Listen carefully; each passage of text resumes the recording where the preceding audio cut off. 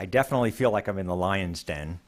I certainly am not a scientist. I'm a business guy, but I have, have MS and have had to find treatment that I wasn't satisfied with the existing treatments. But the reason I agreed to come here today is because I want to be a voice for patients. And I want to also insist that treatments that are based on mass-produced cell-based products or induced pluripotent cells or embryonic stem cell products are not confused with autologous cell treatments, which I believe should be available in this country as a doctor-patient interaction without any more regulation that is already required for the practice of medicine or the safe operation of a lab. Can I have the next slide, please? Okay, in February, I was interviewed by Forbes magazine, and they titled One Man's Reluctant Tour for Adult Stem Cell. The interviewer had interviewed someone who was a stem cell expert, or a so-called stem cell expert, and he spread misinformation by falsely attributing the dangers associated with embryonic stem cells and induced pluripotent stem cells with the adult stem treatments.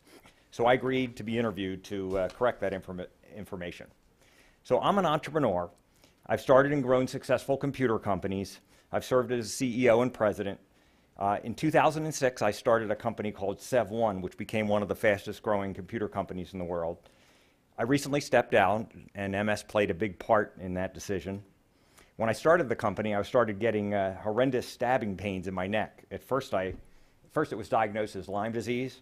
I think I wanted it to be Lyme disease. Every other person in my neighborhood had Lyme disease, or half a dozen people had Bell's palsy. But the diagnosis of MS was confirmed within a year. So as I was building my company, I was focusing on getting the best care available. I've had access to top neurologists at Penn, University of Penn, at Jefferson, Johns Hopkins, Northwestern, and I've been on standard FDA-approved treatments for over 6 years. Unfortunately, this treatment hasn't been very effective for me. The bottom line is there's no cure for MS, and none of the approved treatments stop the disease. Their efficacy is measured in how it slows down the disease. So I began to investigate promising trials, clinical trials, and I found that the study results of autologous stem cell treatments were impressive.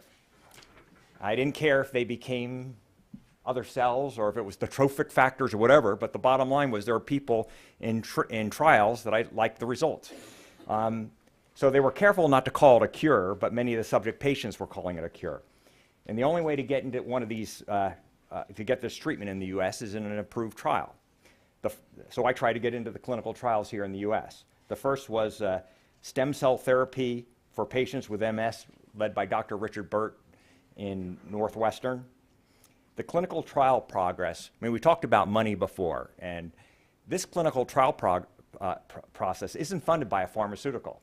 And I don't believe in conspiracies or whatever, but it's a fact. It's not funded by a pharmaceutical, so people have to have fundraisers. In this case, I had to pay $10,000 out of my pocket to see if I qualified for the trial. And that involved travel to Chicago, paying for the MRIs, paying for the hospital stay.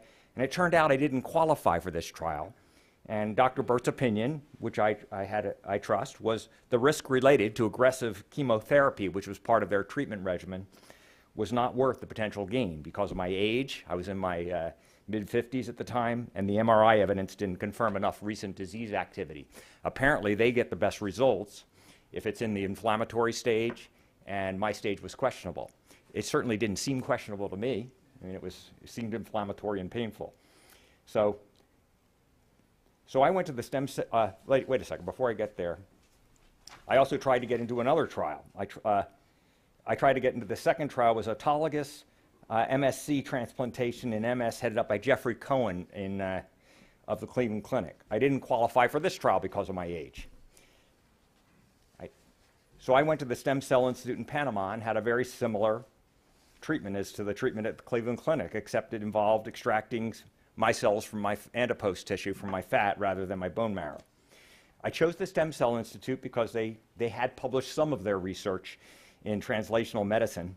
Plus, I corresponded with physicians and researchers experienced in autologous stem cell treatment. including Roger Nacera, author of Healing Cells, Cells That Heal Us from Cradle to Grave. And I also listened to, I saw his name up here 3 times already, to Arnold Kaplan. And I'll address that in a minute. So at a Johns Hopkins managed hospital in Panama, I had a mini liposuction procedure, and from my fat tissue, they separated and concentrated my cells and gave it back to me in an IV. I had visual problems a year before treatment, including double vision. After my treatment in May 2012, my vision problems resolved, and I was able to continue driving. My mental and physical energy improved dramatically. And other problems improved, including, and I heard there's never been proof of incontinence. Well, it helped me. I was able to continue working. So I was very pleased with the outcome. And I don't know what the science behind it. I don't know if the trophic factors or the immune modulation or whatever helped, but bottom line, it helped. So if I could go to the next slide, please.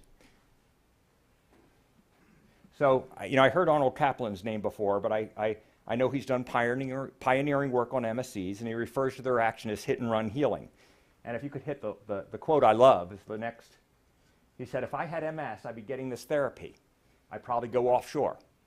And I think some people in the room here think that's a disservice. Well, it helped me, so I consider it a service. Next slide, please. Next slide, please. So,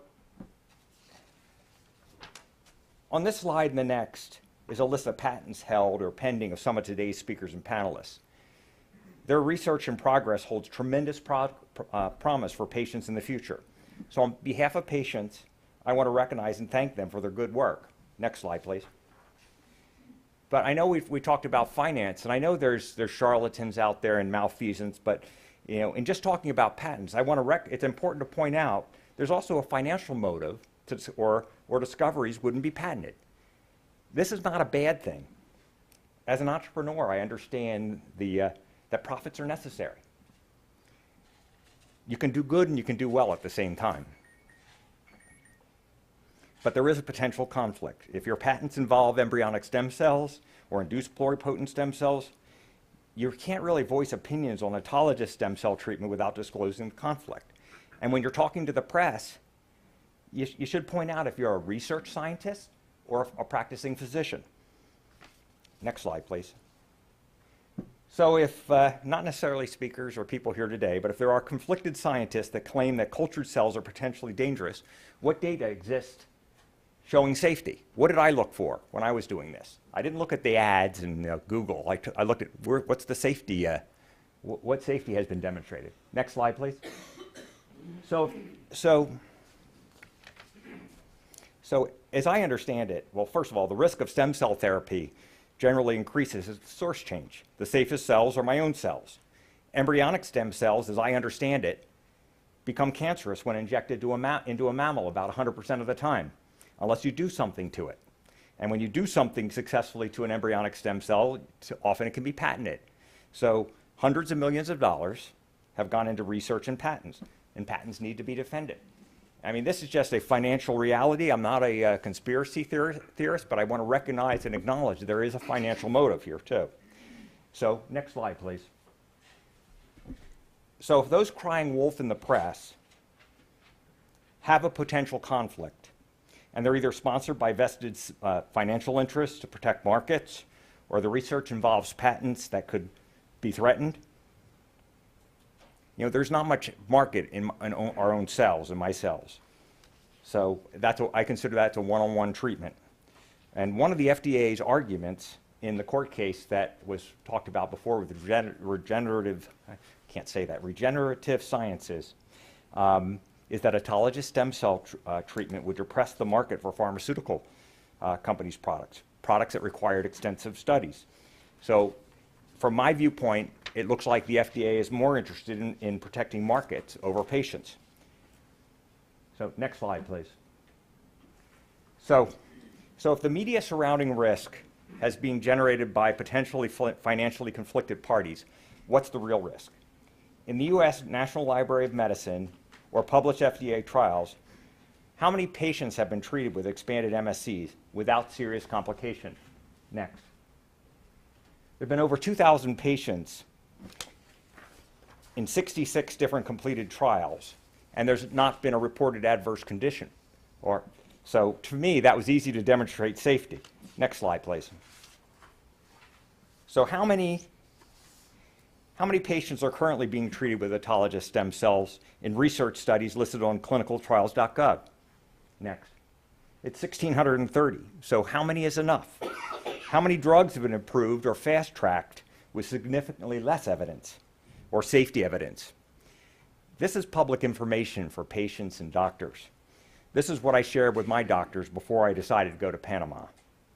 And based on this evidence, it was clear that autologous expanded MSCs were safe. In fact, probably safer than some of the approved treatments. So I didn't, as I mentioned before, didn't look at the direct advertised specials. And I know there's charlatans and quacks out there, but there are also people that are doing autologous stem cell expanded treatments the same as they're doing at Cleveland Clinic in a trial and the same that they're doing at the University of Medicine in Cambridge. So next slide, please. So Sir John Gordon, winner of the 2012 Nobel Prize for Stem Cell Research, he criticized the FDA in a London press conference saying, I think patients would be happy to take the risk of using their own cells if given the choice, but the FDA is placing immense conditions on approval. Next slide, please. And recently in the Harvard Law Bill of Health blog, an article entitled Our Bodies, Our Cells, FDA Regulation of Autologous Stem Cell Therapies said, one, the restrictive FDA regulatory framework as it exists today is a significant driver in building the stem cell tourism industry. It makes no sense to deprive patients of autologous therapies because their physicians lack the resources and patients lack the time to be involved in a study like their J&J or Merck, and went further on to say that the FDA should re-examine its regulations, especially applied to physicians treating patients with their own cells. Extracting a patient's cells for subsequent re-injection undoubtedly carries risk, but so does banking one's own blood or freezing eggs for later use. Next, please. So I saw this case was mentioned earlier, and Chris Centeno was one of the physicians I spoke to before, and I consider that he's done pioneering work in this advanced treatment in his orthopedic practice. He harvests MSCs from the patient, he concentrates them, he expands them, and then re-injects them back into the patient's damaged joints. And he's had over 500 patients that have been treated with their own stem cells at his clinic, and the results have been striking. 2/3 report better than 50% relief.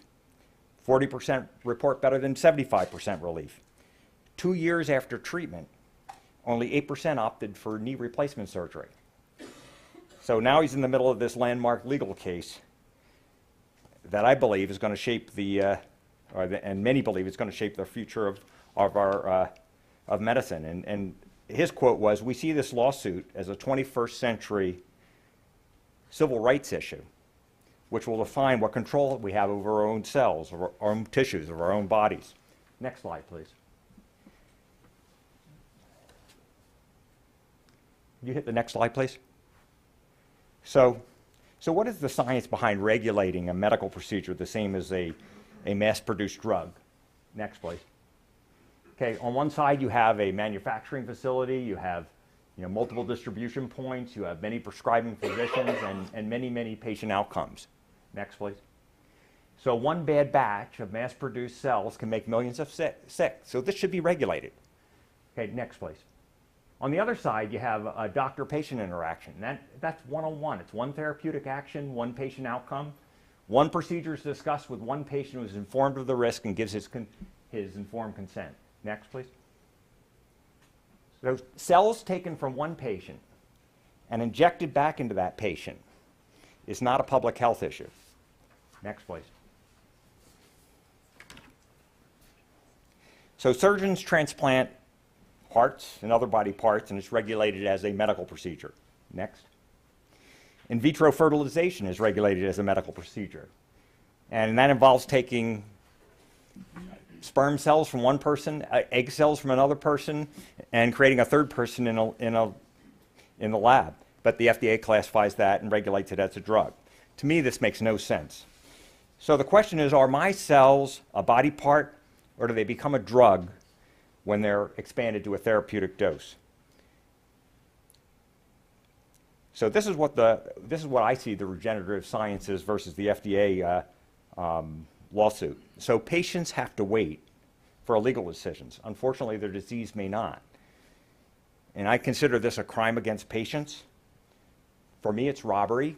It robs my time and my money. But I'm fortunate to have the resources to travel overseas for treatment. Not everyone does. This crime could cost them much more.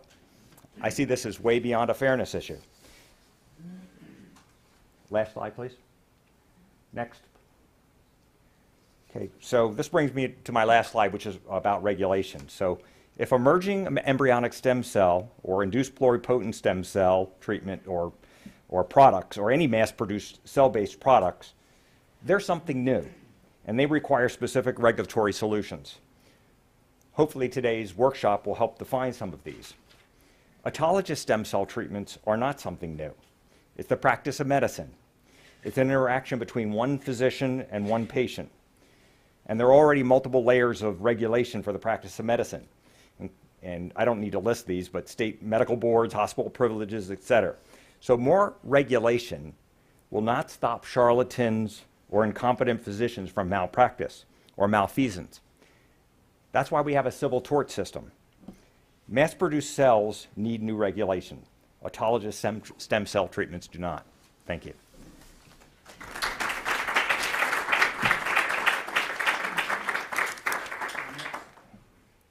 Is this one on? Our next speaker. Just push the button. This button? Yeah. There we go. Our next speaker is Glenn Cohen, who I think is doing this by Skype or teleconference. So he's Exactly. But go, Glenn.